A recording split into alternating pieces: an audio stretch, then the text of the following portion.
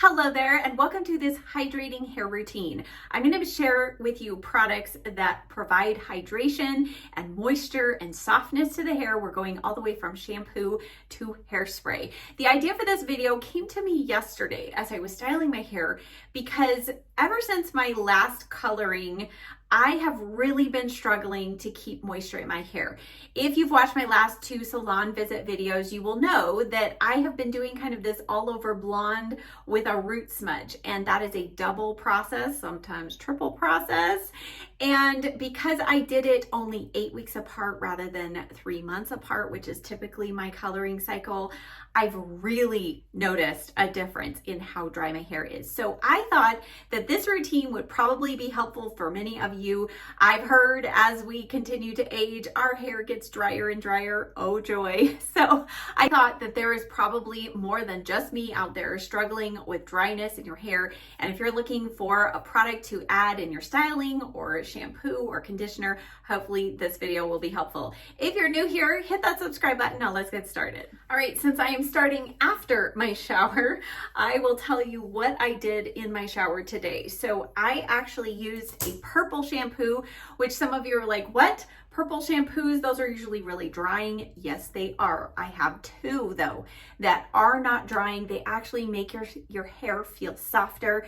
The first one I've talked about for years is the Amika Buster Brass shampoo. I'll put a picture up here.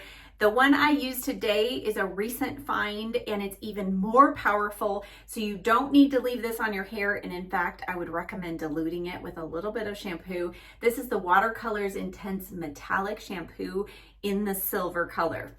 This is amazing and really cools down your hair in just a few seconds with it being on the hair. So I used that, and then I went in with one of my new favorite hair masks. This is the Matrix Food for Soft Rich Hydrating Treatment Mask for very dry and porous hair, and that's what I've got going on.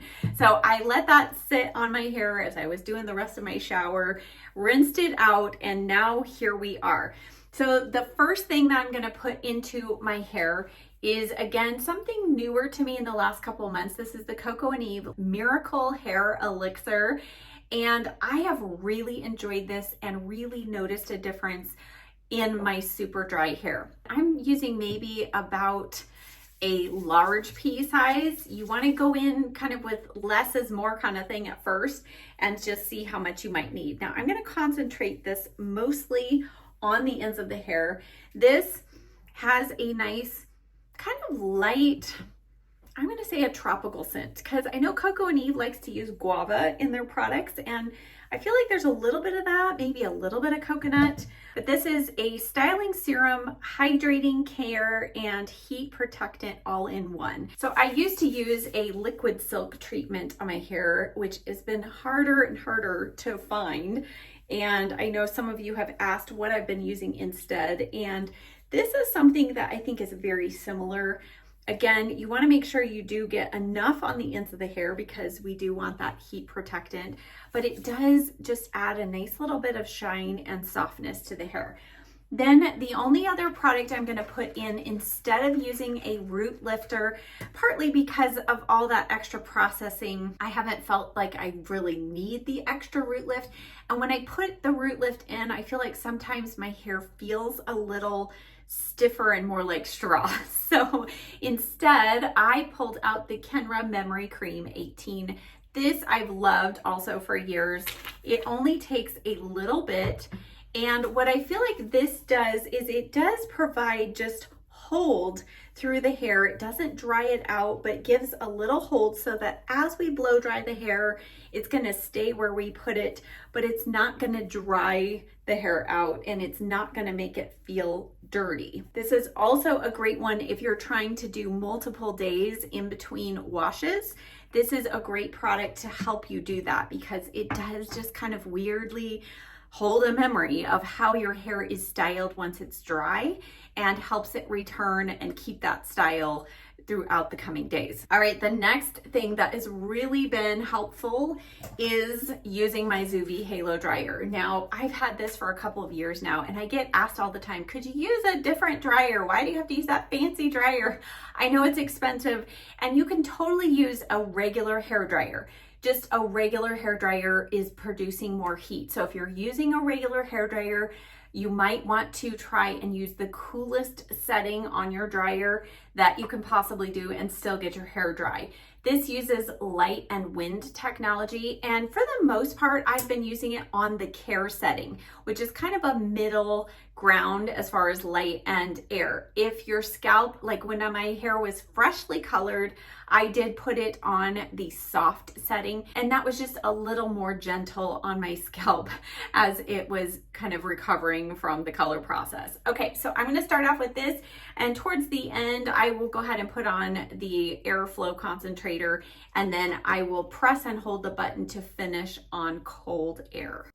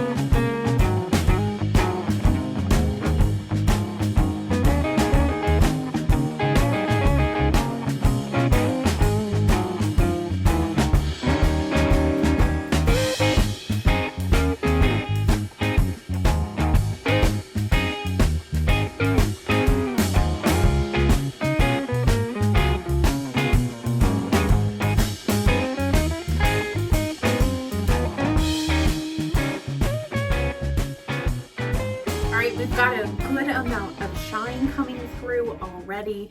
The hair feels soft. It does feel like it has a little bit of hold in there, which is from that Nitro Memory Cream, but it does not feel dirty. It does not feel dry. Hallelujah.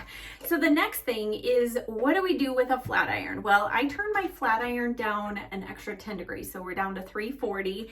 And I'm just trying to use the flat iron kind of in a few sections minimally.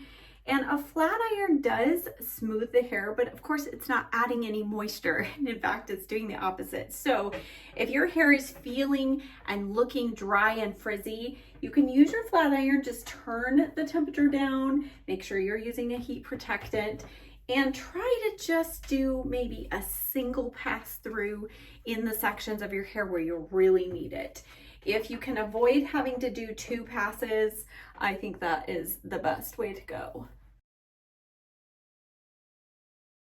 Now, if you saw my recent video about the differences between hair wax and pomade and taffy and all of that, you will have heard my discussion of the differences in formulations. So typically my favorite go-to is the Enjoy Dry Wax. Now this is going to give your hair a matte texture. It's not going to dry it out, but if your hair is already dry looking, a matte pomade is going to make it look even more dry. I do have a fix for that. I'll share at the end. Also, the Bedhead Manipulator Matte, it has matte in the term for a reason. This isn't quite as matte as that one is, but I thought, you know, I don't necessarily feel like I need to do anything crazy with my style. Let's go back to the J. Beverly Hills Clear Wax. And this actually doesn't have any wax in it. It's a very different formulation, but it does provide a lot of shine, and it does have some hydrating ingredients in it.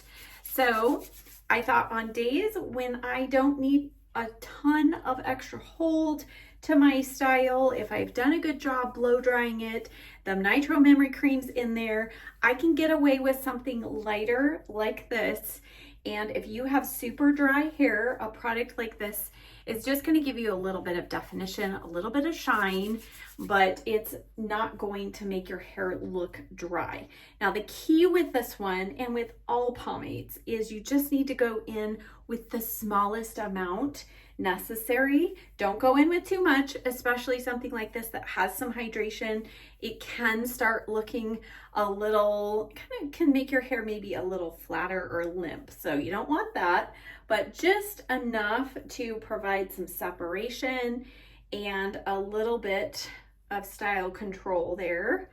And then as I was examining all of the hairsprays that I still have on hand from when I was testing a bunch of hairsprays a couple years ago, I ran across this one and I thought, oh yes, why have I not been using this? This is the Awapui Wild Ginger, and it's a finishing spray, firm hold, natural finish. And this line is a break off from Paul Mitchell. So it's kind of his natural line. This has really good ingredients in it, and it really provides a little bit of shine, but good hold, and it does not dry out the hair. So let me show you.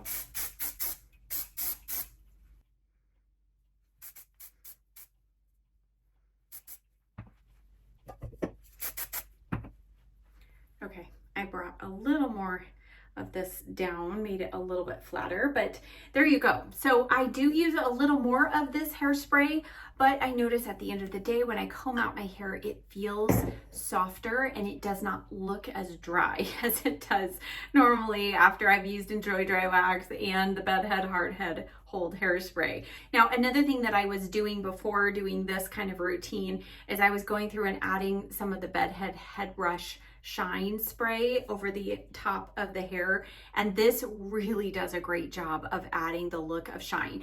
It's not really adding hydration to my knowledge. I don't feel like my hair feels hydrated later, but it is adding the look of shine and a little healthier finish to the hair.